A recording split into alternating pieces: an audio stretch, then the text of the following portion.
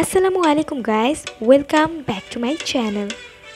আজকে আমি তোমাদেরকে দেখাবো মিট বক্স কিভাবে ইজিলি বাসায় তোমরা রেস্টুরেন্টের মতো করেই বানিয়ে নিতে পারবে আর বাসায় বসে রেস্টুরেন্টের স্বাদটি পেয়ে যাবে।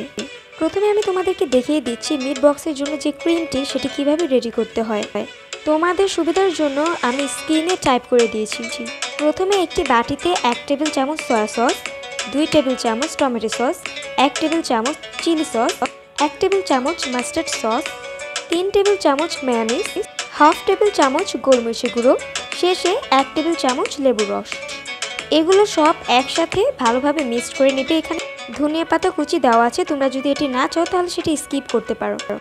মিট বক্স তৈরির জন্য আমরা সবগুলোই ফ্রোজেন ফুড ইউজ করেছি। আমরা আমাদের চয়েস মতো ফ্রোজেন ফুড ইউজ করেছি। তোমরা চাইলে তোমাদের মতো বা টেস্ট অনুযায়ী ইচ্ছে মতো ফ্রোজেন ফুডের আইটেম তোমরা ইউজ করতে পারো।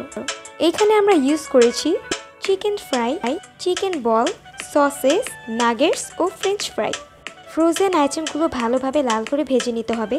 তারপর এগুলো কাজ করে ছোট ছোট পিসেস করতে হবে।